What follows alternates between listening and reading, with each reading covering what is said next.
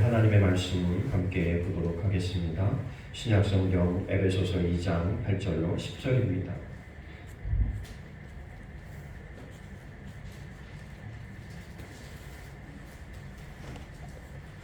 에베소서 2장 8절로 10절.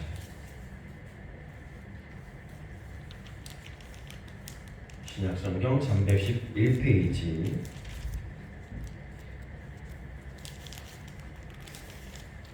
에베소서 2장 8절로 10절 말씀.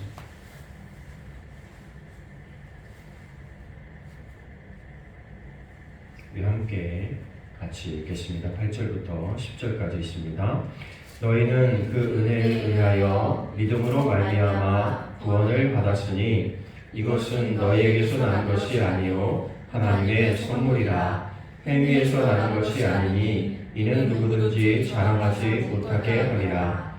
우리는 그가 만드신 바라 그리스도 예수 안에서 선한 일을 위하여 지으심을 받은 자니 이 일은 하나님이 전에 예비하사 우리로 그 가운데서 행하게 하려 하심이라. 아멘. 기도하겠습니다.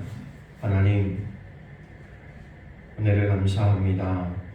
오늘도 우리를 하나님 예배 가운데 인도하시고 또 말씀 가운데로 인도하시니 감사합니다. 우둔한 저희들을 하나님 말씀으로 깨닫게 하여 주시고 또 이 시간 하나님의 말씀을 통하여 우리가 지혜를 얻도록 하나님 인도하여 주옵소서. 세상은 점점 혼돈하고 어지러워져 가는 가운데 있습니다.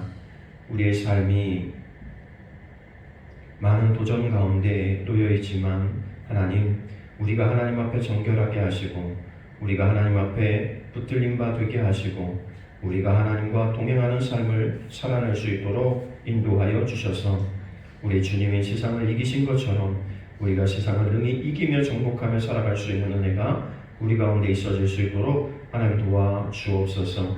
이 시간도 하나님 우리의 마음의 소원과 기도의 제목들이 있습니다. 하나님, 예배하는 가운데 응답되게 하시고 예배하는 가운데 하나님께서 주시는 큰 소망을 깨달을 수 있도록 하나님 인도해 주옵소서. 이 시간 말씀 전합니다. 성령께서 함께하여 주시고 성령을 통하여 깨닫는 은혜가 우리 가운데 넘치게 하여 주옵소서. 말씀을 전하는 자나 듣는 이들이 한 성령 안에서 귀한 교통의 시간이 되게 하여 주옵소서. 함께 하시기를 원하며 예수님의 이름으로 기도하옵나이다. 아멘. 우리 함께 선포하겠습니다. 잘 되고 있습니다. 잘 되고 있습니다. 더 잘 될 것입니다. 더 잘 될 것입니다. 기도하면 됩니다. 믿으면 됩니다. 믿으면 됩니다. 예배하면 기적이 일어납니다. 예배하면 기적이 일어납니다. 아멘. 여러분, 그런 역사가 오늘도 또 오늘부터 또 여러분의 역사 삶 속에 있어지기를 간절히 바랍니다. 오늘 읽은 본문의 말씀 속에서 예수님과 함께 걷기라는 제목을 정했는데요. 여러분, 어떤 작품이든 어떤 예술 작품이든 또 뭐 어떤 개인이 만든 무엇이든 간에 가장 빛이 나는 순간이 어떤 순간이냐면 만든 작가와 함께 있을 때 가장 빛이 나죠. 만든 사람이 제일 잘 알아요, 그죠? 뭐 마이크도 마찬가지고 앰프도 마찬가지고 그 어떤 것도 마찬가지예요. 만든 사람이 제일 잘 알아요. 그래서 그 사람이 옆에 있을 때 가장 좋은 성능을 내죠. 여러분, 우리가 자동차를 타고 다니지만 이 자동차는 똑같은 공정에 의해서 만들어짐에도 불구하고 타는 사람에 따라서 어떤 사람은 10년을 탔는데도 멀쩡하고 어떤 사람은 1, 2년밖에 안 탔는데도 속을 새기고, 물론 운전 습관이나 방법에 따라서 그렇기도 하지만 또 사람이 완벽한 작품을 만들어내고 똑같은 공정을 거치는데도요, 이게 완벽한 작품이 안 나올 때가 많아요. 그래서 자동차를 살 때 많은 분들이 이렇게 얘기해요. 그 좋은 차를 만나는 게 운이라고. 어떤 사람은, 친구 목사님도 여러분 승합차가 비싸잖아요. 큰 교회가 아닌다 하면은 작은 교회에서 승합차 한 대 사기가 그렇게 쉽진 않아요. 그런데 큰맘 먹고 승용차를 샀는데 사자마자 한 달 만에 엔진이 문제가 생겨가지고 이거 엔진을 들었다 내렸다를 몇 번 반복을 한 거예요. 얼마나 속상하겠어요. 사실 새 차인데 나온 지 한 달도 안 탔는데.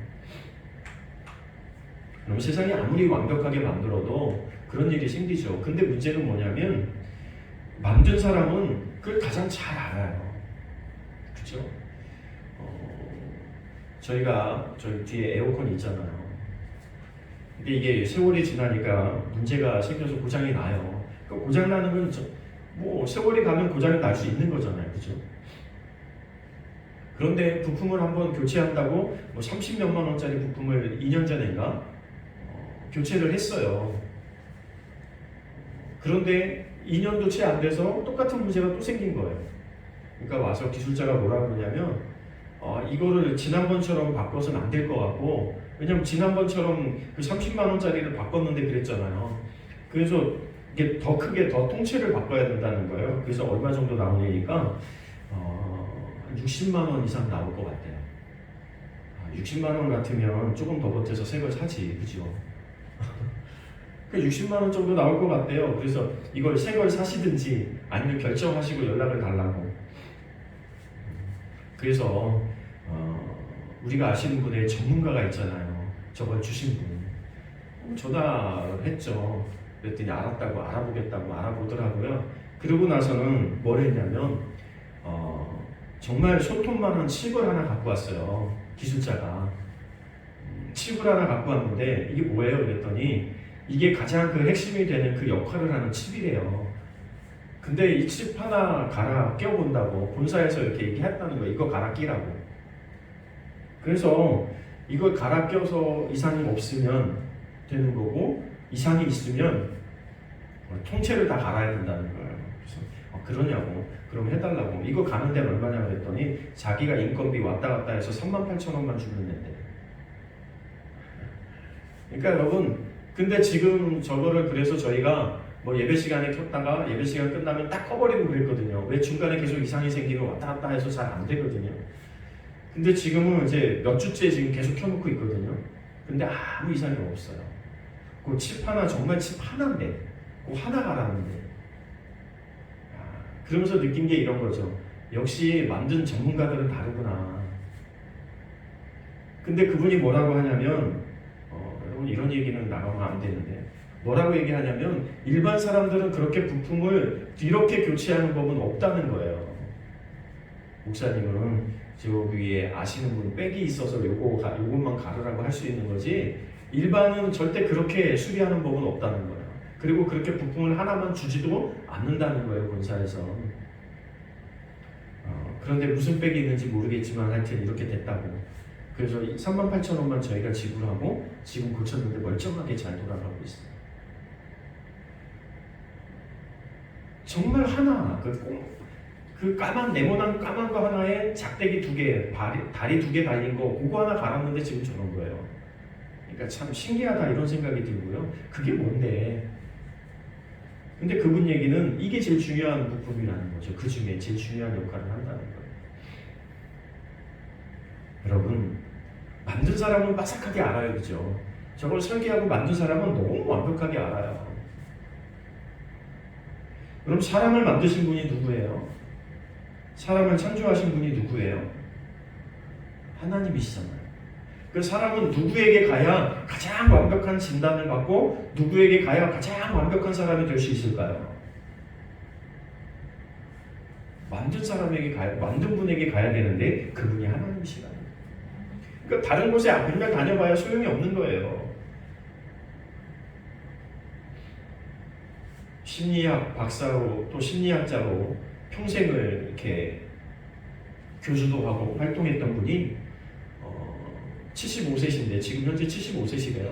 근데 은퇴하고 나서 이런 말씀을 했다는 거예요. 내가 그렇게 심리학을 평생 공부하면서 사람을 더했는데 사람을 완벽하게 치료할 수 없었더라는 거예요. 자기가 전문가인데, 심리학자고 전문가인데 사람을 치유할 수 없다는 거예요. 그냥 상담해주고 돈은 벌고 뭐 강의하고 교수로 돈은 벌었는데 사람을 치료해야 될 수가 없더라는 거예요. 완벽한 치료는 없다는 거예요. 그냥 약 먹여서 둔화시켜 놓는 거지, 이 사람이 완벽하게 치유받아서 정말 좋은 사람이 되는 경우가 그렇게 많지 않다는 거예요. 물론 정신병이 약 먹고 치료되는 정신병들도 많이 있지만 또 깊은 상처 속에서 있는 내면에서 상처를 인해서 생긴 병들은 치료가 안 돼. 이거 약 먹여서 될 부분이 아니라는 거예요. 본인이 뒤늦게 깨달은 게 그거라고 그러죠. 자기가 하나님을 만나고 하나님에게 의지해서 하나님과 함께 그 사역을 했더니 질병이 치유될 뿐만 아니라 마음의 병이 치유되는 것을 경험했다는 거예요. 그래서 이분이 하나님이 들어있지 않으면 어떤 병도 하나님이 함께 하시지 않으면 치료되지 않더라는 거예요. 너무 그 원리나 이유는 당연히 쉽죠. 만드신 분에게 가야 우리가 AS를 가장 정확하게 받는 거예요. 그것도 아주 쉽게. 그렇잖아요. 저걸 다 뜯어내거나 뭐 이런 거 하려면 얼마나 일이 커져요. 근데 그거 하나 탁 건드렸을 뿐인데 멀쩡해지는 거. 사람이 마찬가지예요. 하나님은 우리 전체를 가장 완벽하게 진단하고 계시거든요. 그 완벽하게 진단하고 있는 그 하나님 앞에 가야만 우리가 치료받고 회복되어지는 역사를 경험할 수 있다는 거예요. 여러분, 우리가 알고 있는 이야기일 수도 있지만 오래전에 이야기가 우리에게 들려졌기 때문에 알고 있는 이야기일 수 있지만 이런 이야기가 있죠. 어느 날 한 사람이 꿈을 꾸게 됩니다. 그 꿈속에서 예수님과 함께 해변가를 걷고 있는 거예요. 그때 하늘을 가로질러 자신의 삶의 장면들이 쭉 펼쳐집니다. 그 중에 하나는 모래 위에 난 발자국이었어요. 그 모래 위에 발자국을 보니까 두 사람의 발자국이 찍혀 있는 거예요. 하나의 발자국은 자기의 발자국이고 하나의 발자국은 예수님의 발자국이었어요. 그런데 이 발자국이 어느 순간 가다가 한 사람의 발자국만 남은 거죠. 그래서 꿈속에서 예수님에게 이렇게 묻습니다. 예수님, 왜 저 순간은 발자국이 하나만 남아요? 그리고 내 인생을 되돌아보니까 저 순간이 내가 가장 힘들고 고통스럽고 어려웠던 순간인데 왜 주님은 나와 늘 함께 하시겠다고 말씀하셔놓고 왜 내가 가장 힘들고 어려운 순간에는 발자국이 하나밖에 없어요? 그때 주님 어디 계신 거예요? 이렇게 물었다는 거예요. 그때 주님이 이렇게 말씀하셨다는 거죠. 나는 너에게 약속을 지켰고 나는 세상 끝날까지 너와 함께 하겠다고 말했고 약속을 지켰고 지금 그 순간은 네가 너무 힘들고 어려워서 내가 너를 업고 걸은 거야. 이렇게 말씀하시더라는 거예요. 여러분, 우리의 삶이 가장 행복하기를 원하잖아요. 사람들이 다 행복을 원하죠. 그렇죠? 행복하고 싶지 않은 사람이 어디 있어요? 다 행복하고 싶죠. 그런데 가장 행복하게 살 수 있는 비결이 어디에 있냐면 바로 주님과 동행하는 삶이 있다는 거예요. 여러분, 우리가 갖고 싶은 게 많죠. 우리 사람들은 착각하는 경우가 있어요. 큰 집에 살면 행복할 것 같아요. 너무 큰 집에 살면 청소하기도 힘들어요. 뭐 그 정도 살 쯤 되면 청소부 고용하고 살겠죠. 근데 여러분, 사람과 사람이 산다는 게 얼마나 힘들어요. 가족끼리 사는 것도 힘든데 다른 사람들을 부리는 건 또 뭐 쉽겠어요. 그죠? 돈을 많이 벌면 행복할 것 같고 내가 높은 지위에 오르면 행복할 것 같고 어느 분 설교를 듣다 보니까 여러분, 롯데파워에 전 집이 있는지도 얼마 전에 알았어요. 거기에 사람이 살고 있는 집이 있는지도 몰랐어요. 그냥 사무실이나 있고 오피스텔 같은 거나 조금 있고 뭐 쇼핑센터 놀이시설이나 있는 줄 알았어요. 근데 뭐 45층 이상 올라가면 사람들이 살고 있는 집이 있다면서요. 어디는 100평, 어디는 200평. 그런데 그런 집에 살려면 100억, 200억이 필요하다면서요. 그게 사는 값이 100억, 200억이래. 그 100억, 200억을 왜 집 사는 데 쓰는지 전 도저히 이해는 안 가요. 얼마나 할 일이 많은데 그 돈 가지면. 근데 그 사람들은 뭐 그렇겠죠. 그러면 이분 하시는 말씀이 그걸 이제 유튜버가 촬영하러 한 집을 간 거죠. 그러면서 건너편을 이렇게 보는데 한강 잘 보이잖아요. 그 건너편에 있는 한강변에 있는 아파트들이요 한 20억쯤 가는 아파트래요. 20억대 이상이 가는 아파트들. 여러분 그것만 해도 대단하지 않아요?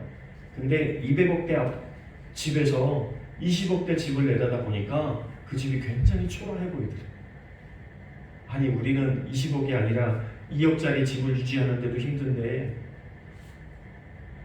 20억짜리 집이 초라해 보이더라는 거예요. 그러면서 그 유튜버는 뭐라고 말했냐면 이렇게 말했대요. 자기는 원룸에 산다고. 그러니 여러분 생각해 보세요. 이 삶의 질의 차이라는 게. 그러면 그 정도 살면 행복할까요? 그 정도 살면 정말 행복할까요? 근데 그 사람들의 꿈꾸는 건 뭐예요? 100평 사는 사람은요 200평 사는 데로 가고 싶은 거예요.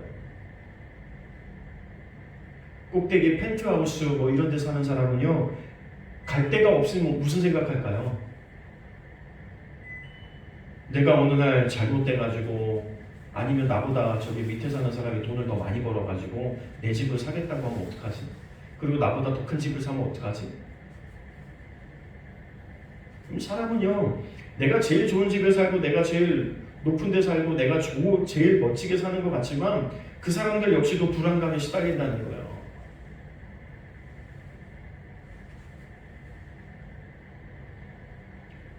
우리나라의 최고 부자가 누굴까요? 누가 재산이 제일 많을까요? 세계에서 돈이 제일 많은 사람은 누굴까요? 이 사람들은 행복할까요? 근데 이 사람들의 심리 속에는 어느 순간 내가 최고 부자인데, 세계에서 최고 부자인데, 우리나라에서 최고 부자인데 이 순위가 바뀔 때마다 불안하다는 거예요.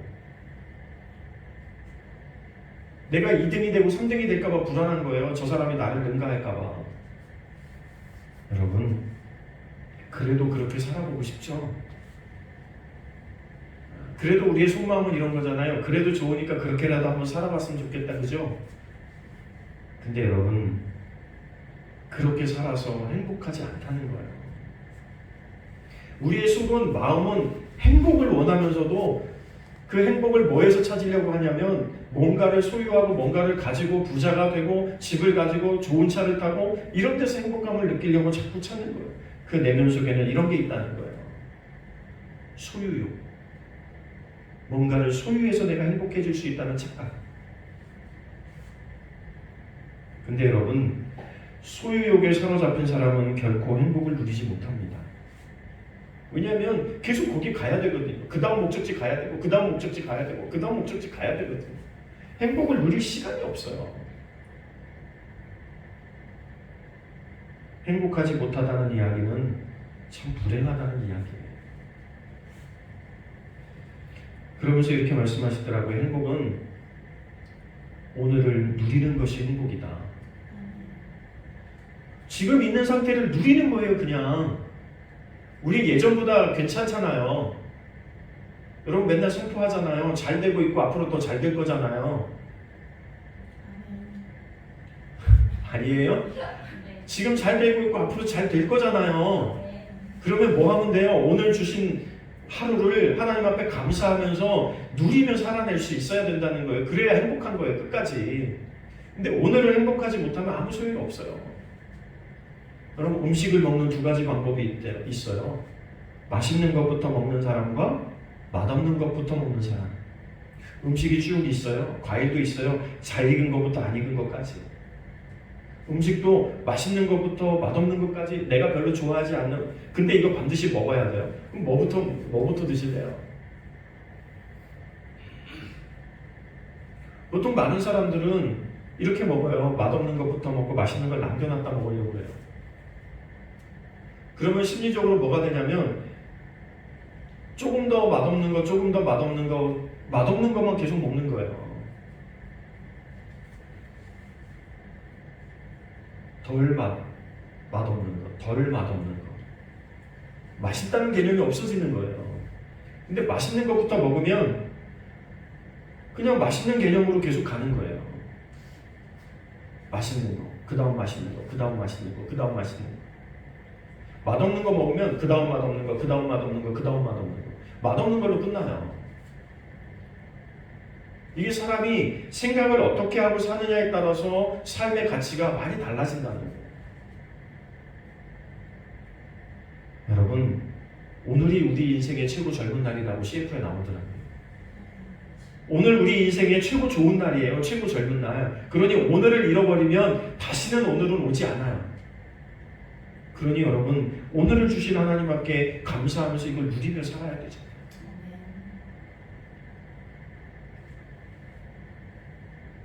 우리가 초반으로 다시 돌아가서 우리가 누구와 함께 있을 때 가장 행복할 수 있을까요? 돈을 소유하려고 하지 말고, 사람을 소유하게 하지 말고, 여러분, 사람을 소유하면 어떻게 되냐면 사람이 뭔가 실수하고 잘못할 때마다 나는 삐지고 화가 나요. 우리 아이들을 내 소유라고 생각하고 있을 때는 이 아이가 제대로 내 마음에 맞지 않으면 화가 나요. 저도 그랬어요. 언젠가까지는. 그런데 요즘 화가 나지 않아요. 제 마음에 안 맞아도 그렇게 화가 옛날처럼 나지 않아요. 조금 내려놓은 거죠, 이제. 여러분, 내가 소유하려고 하는 그 욕구를 내려놔야 나는 오늘 행복을 누릴 수 있어요. 뭐만 소유해야 되냐면 하나님만 소유해야 돼요. 우리 주님만 소유하면 돼요. 너무 많은 걸 소유하려고 욕심부리다 보면 나는 늘 불행한 사람이 되는 거예요. 나는 안 가진 사람이 되는 거예요. 나는 못 가진 사람이 되는 거예요. 다른 사람과 비교해도 마찬가지죠. 난 저 사람보다 못 가져서 불행한 거예요. 그런데 여러분, 그 사람들이 갖지 않은 뭔가를 가졌잖아요, 나는.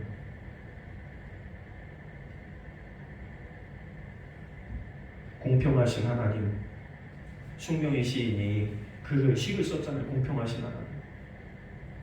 세상에 있는 재물도 없고 명예도 없고 권력도 없지만 공평하신 하나님은 예수님 그 한 분만으로 내가 그 예수님을 소유한 이상 내가 그 모든 것 가운데서 가장 행복을 누리는 사람. 본인이 장애가 있음에도 불구하고 세상은 공평하다고, 하나님은 공평하다고 찬양해요. 왜요? 천지를 창조하시고 오늘도 나의 생명과 환경과 여건을 주장하시는 하나님이 내 편이시니까. 그럼 오늘 우리가 행복을 누릴 수 있는 비결은요, 그 모든 소유욕에 있는 게 아니고 그걸 내려놓고 주님을 소유해야 되는데 우리는 그 중요한 한 가지를 빼놓고 나머지를 소유하려고 발버둥을 치며 살아가는 거예요. 여러분, 우리 그렇게 열심히 살았잖아요. 그러면 이제부터라도 좀 내려놓고 오늘을 누릴 수 있는 방법을 찾아야죠. 머릿속에서는 그것이 행복이 아니라는 거 알면서도 머릿속에서는 결단코 내가 이룰 수 없다는 걸 알면서도 포기하지 못해요. 여러분, 우리 자녀들을 우리 마음대로 못해요. 내 가족도 내 마음대로 못해요. 배우자도 내 마음대로 안 되는 거고요. 세상이 내 마음대로 절대 안 돼요. 그 안 되는 걸 가지고 그걸 붙들고 되게 만들려니 얼마나 힘드냐고. 여러분, 하나님이 우리에게 어느 날 갑자기 100억, 200억을 주실 수도 있지만, 주실 수는 있는 분이시지만 제가 생각컨대 그렇게 살 수 있을 것 같지는 않아요. 주신다면 바로 쓰기 위해서 주실 거예요. 나에게 100억이 생긴다면 그 100억이 바로 어딘가에 쓰이기 때문에 주시는 거지, 나 그거 가지고 100억 가지고 너 잘 먹고 잘 살으라고 주시는 건 절대 아닐 거라는 거예요.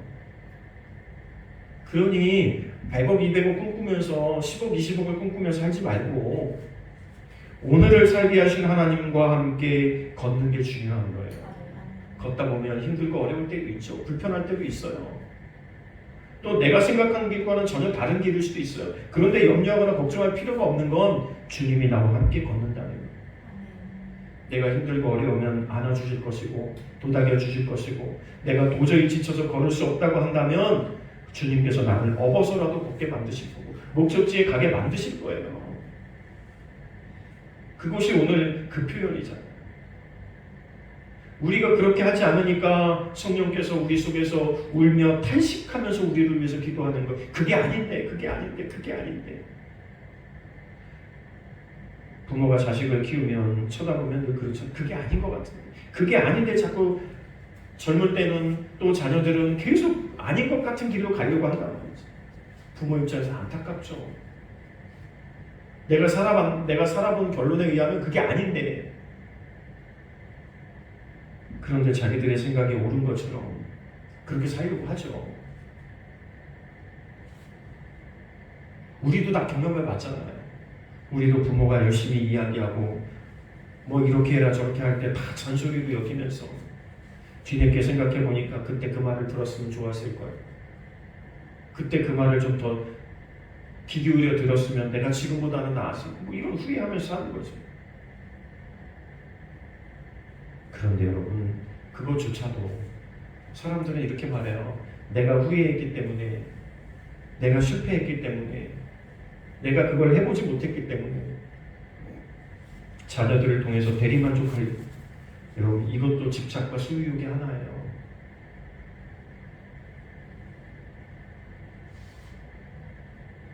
자녀들도 누구의 자녀예요? 하나님께서 나에게 맡기신 거죠. 맡기신 거.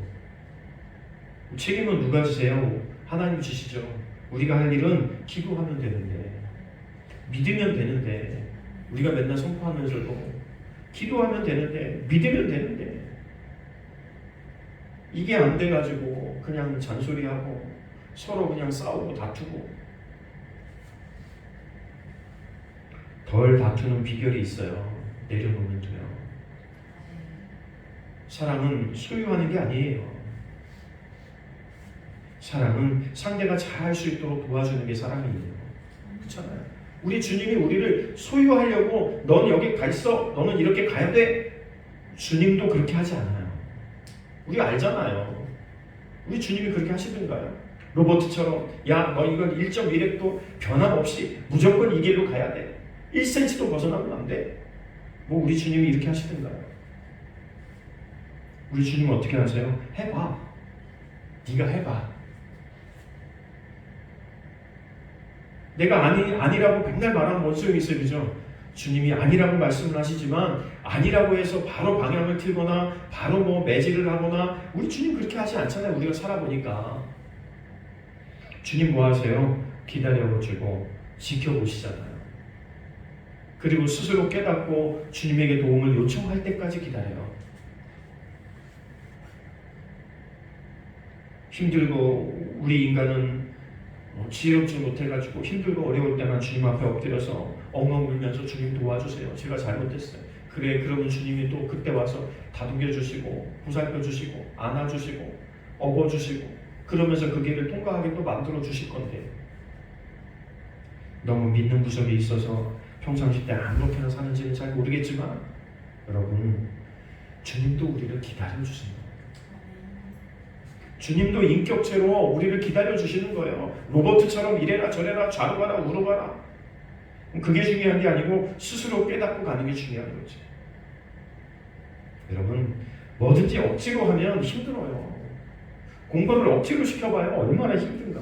우리 다 해봤잖아요. 억지로 안 돼요. 그런데 어느 때 되냐면 자기가 하고 싶을 때 하면 돼요.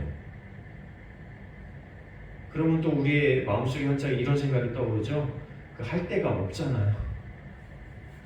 이런 생각이 뭐 한쪽에 떠오르죠. 우리 생각이에요. 우리 생각. 다 해요. 자기가 하고 싶을 때 하고 자기가 불안하면 하고 자기가 걱정되면 다 해요. 내 성에 안 찬다고 안 하는 게 아니고 본인들은 다 나름대로 하는 거예요. 그러니까 세상은 1등부터 꼴등까지 다 정해지는 거죠. 어떻게 다 1등만 하겠습니까? 그죠? 세상에 1등만 존재할 수는 없어요. 어차피. 뭐가 중요하냐면 우리의 인생을 사업을 하든 장사를 하든 직장을 다니든 내가 어떤 것에서 소유하고 뭔가를 뛰어넘으려고 하면 굉장히 힘들어요. 그런데 여러분, 어느 때 제일 쉬울까요? 누군가 나를 데려다 놓으면 쉽죠.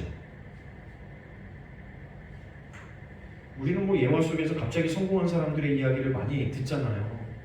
평사원으로 입사해가지고 어느 날 갑자기 뭐 과장이었다 사장이 되고 청소부로 일하다가 갑자기 호텔 최고의 경영자가 되고 뭐 이런 사람들의 이야기를 그냥 듣고 야, 그거는 그런 사람들의 이야기지라고 생각하잖아요. 여러분, 하나님이 못하시는 게 아니에요. 하나님이 하실 수 있는데 사람마다 하나님께서 주신 달란트가 다르기 때문에 거기에 맞춰서 우리를 인도하시는 거예요. 그러니까 하나님께서 우리에게 최상의 조건으로 최상의 것을 주시면서 인도하시는 거예요. 그걸 믿어야 되는 거죠. 우리를 허물로 죽어서 구원하신 분이 누구예요? 예수님이시잖아요. 우리의 신분을 높여서 하나님의 자녀가 되게 하신 분이 누구예요? 예수님이시잖아요. 그리고 내가 너와 더불어 세상 끝날까지 함께하리라고 약속하신 분이 누구예요? 예수님이시잖아요. 그런데도 약속도 안 하고 증명도 안 하고 우리를 전혀 돕지도 않는 그 어떤 거에게 우리가 집착하고 살아가는 이 어리석은 삶을 살고 있다는 거예요. 여러분, 돈이 우리를 영원히 책임지겠다고 약속하고 있나요? 명예가 너를 영원히 너와 함께 할게라고 약속하고 있나요? 집이 영원히 내가 점점 자라가고 너를 더 큰 집에 살게 해줄게라고 약속하고 있나요? 그런 것도 아닌데 왜 거기다가 그렇게 목을 메고 그렇게 살아가는지 모르겠다는 거예요. 주님은요, 내가 세상 끝날까지 너와 함께 하리라고 약속하고 있는 분이에요. 하나님은요, 오늘도 내가 너를 책임질게. 아브라함을 부르셔서 내가 지시할 땅으로 가. 어디로 가가 아니고 지시할 땅으로 가. 그게 전부였어요. 아브라함에게 기대한 건 뭐예요? 오늘 발걸음을 한 걸음 한 걸음 옮기는 거예요. 그 발걸음이 합쳐져서 가나안에 가는 거예요. 여러분, 오늘 주님은요, 우리와 함께 하기를 원하는데 우리는 늘 다른 생각만 하는 거예요. 오늘 에베소서 2장을 우리가 뒷부분만 봤는데요. 처음부터 쭉 보면 2장 6절에 보면 그리스도께서 우리를 함께 일으키신대요. 그리스도께서 일으키신대요. 하나님이 그리스도와 함께 일으키신대요. 이건 뭐냐면 우리가 예수님과 더불어 함께 죽고 장사됐잖아요. 그리고 예수님이 다시 살아 부활하셨잖아요. 그러면서 우리에게 약속하는 거예요. 예수님과 함께 너를 일으키신다는 말은 예수님과 함께 너를 부활의 존재가 되게 할 거야. 영원한 생명의 존재가 할 거야. 네가 오늘 이 땅을 살다가 죽더라도 그것이 끝이 아니라 다시 살리는 역사가 하나님에게 있는 거야. 그래서 그리스도는 부활의 첫 열매가 되셨다고 고린도전서 15장에서 말씀하고 있는 거죠. 예수님은 이 땅에 오실 때, 예수님 다시 이 땅에 오실 때는 무덤의 문을 깨뜨리고 우리를 부활로 우리를 이끌어 가실 거예요. 데살로니가서 4장에 그렇게 약속하고 있어요. 예수님이 다시 오실 때는 우리가 죽어 잠들었더라도 그 무덤을 깨뜨리고 우리의 생명을 다시 살려주겠다는 거예요. 왜 이런 약속들을 하고 있을까요? 너희가 이 땅을 살면서 염려하거나 걱정하지 말라는 거예요. 죽어도 살겠고 살아서 나를 보는 자는 영원히 살 건데 뭘 걱정하고 살아. 걱정하지 말고 세상 가운데 담대하게 살아. 염려하지 말고 살아. 걱정하지 말고 살아.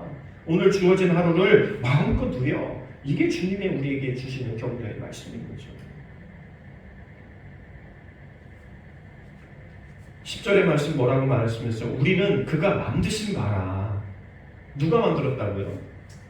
그가 만드신 바라. 그가 누구예요? 하나님이 우리를 만드셨다는 거예요. 그러니까 AS가 필요하면 하나님한테 가야 되는 거죠. 도움이 필요하면 하나님한테 가야 되는 거죠. 업그레이드가 필요하면 하나님한테 가야 되는 거죠. 다른 데 가서 나를 업그레이드 하려고 하지 말고 지식의 최고는 어디예요? 지혜의 최고는 어디예요? 하나님이세요. 여러분, 인간이 뇌를 몇 프로밖에 못 사용한대잖아요. 이거 10%만 사용해도 20%만 사용해도 영화에 옛날에 어떤 영화에 나오잖아요. 20%, 30% 그때부터는 초능력자가 되는 거예요. 여러분, 하나님이 왜 10%도 쓸 수 없는 뇌를 우리에게 만들었을까요? 왜 단 몇 프로밖에 쓰지 못하는 뇌를 만들어 놓으셨을까요? 그 이상하지 않으세요? 어떤 분이 이렇게 얘기하더라고요. 아담의 IQ는 한 2만쯤 됐을 것이다. 우리 100만 넘어도 괜찮은데, 그죠? 100만 넘어도 괜찮은 IQ라고 얘기하는데 왜냐하면 창세기에서 종물들의 이름을 붙이고 뭐 이런 걸 다 해서 뭐 그걸 다 기억하고 있다는 얘기 아니에요. 그렇게 했을 때 단정 지어 봤을 때 IQ가 한 2만쯤 됐을 것이다. 그러면 우리가 쓰는 것보다 뭐 20배 이상 많이 쓴다 뭐 이렇게 볼 수 있는 거잖아요. 20배 이상 많이 써도 일부만 쓰는 거예요. 왜 하나님께서 뇌를 그렇게밖에 못 쓰게 만드셨을까요? 쓸모없는 나머지 90% 이상 쓸모없는 걸 왜 만드셨을까요? 이거 뭐 한 10%만 만들어 놔가지고 거기서 다 살 수 있잖아요. 근데 왜 만들어 놓으셨을까요? 여기에 하나님의 신비가 있는 거죠. 여러분 이런 얘기 들어보셨어요? 제가 뭐 이것 때문에 저것 때문에 고민하고 있었는데 하나님께서 지혜를 주셔서 그대로 했더니 이것이 대박이 나는 사건들을 우리는 수도 없이 보잖아요. 아이디어 하나만 잘 만나도 우리가 먹고 사는데 전혀 지장이 없는 그런 아이템들이 우리 머릿속에 번뜩번뜩 떠오른다는 거예요. 그렇게 해서 부자가 되고 평생을 사는 사람들이 많잖아요. 우리의 뇌는요, 우리가 생각하는 그 이상의 무한한 걸 가지고 있어요. 근데 이게 누구한테 붙어 있어야 이게 활용 가치가 있냔 말이에요. 만드신 분에게 있어야 활용 가치가 있는 거예요. 우리 육체도 마찬가지 아니에요. 세월이 지나면 다 병들어요.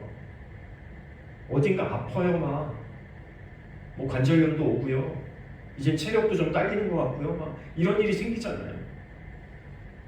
그런데 하나님 앞에 붙잡혀 있던 모세는 80살이 되었어도 그가 전혀 기운이 쇠하지 아니했다. 그러면서 어디까지 살아요? 120살까지 살았는데 120살까지 산 것도 죽었다라고 성경은 말하고 있지 않아요. 너는 가나안 땅에 들어갈 수 없어. 그래서 가나안 땅에 보이는 그 산 위에서 그의 생을 마감했다고 이렇게 알려졌는데 많은 사람들은 이렇게 얘기해요. 모세는 죽은 게 아니라 하나님께서 데려가셨다. 그래서 모세가 승천했다고 믿는 사람들이 더 많아요. 그래서 그 모세가 기도했던 그곳 그 자리에 모세 승천교회가 이렇게 있어요. 120살까지 살았습니다. 여호수아 갈렙은요. 갈렙 나이가 80이 넘었는데 뭐라고 말하고 있어요? 내 기운이 아직도 40년 전에 하나님이 약속을 주셨을 때처럼 아직도 내 기운이 강성하니까 저 헤브론 산에 있는 저들이 아무리 강해도 나는 이길 수 있습니다. 아주 당당하거든요. 그래서 헤브론을 나에게 주십시오. 내가 저 땅을 정복해버리겠습니다. 여러분, 우리의 육체의 건강도 하나님에게 있어야 재구실을 하는 거예요. 우리의 삶은 간단해요. 우리의 삶이 사명이 끝날 때까지 강성한 것이고 사명이 끝나면 죽는 것이고, 그렇죠? 내 사명이 있는 한 나는 죽지 않습니다. 죽음을 두려워할 이유가 없죠. 여러분, 무엇을 위해서 사세요? 우리의 꿈도 있고 소원도 있잖아요. 어떻게 살아야 제일 행복할까요? 어떻게 사는 게 제일 좋아요?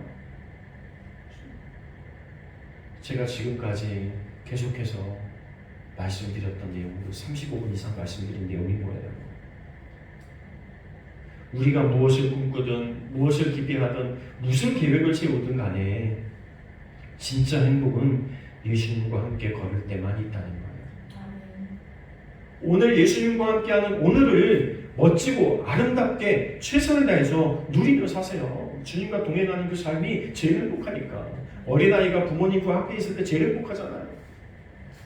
여러분, 우리가 주님과 함께 있을 때, 주님과 함께 걸을 때 우리의 인생의 목적지를 가게 되는 것이고 그 종착역에서 가장 행복함을 느끼게 되는 것이고, 오늘 하루를 행복하게 사는 비결은 주님 앞에 맡기고 주님과 함께 걸으는 거예요.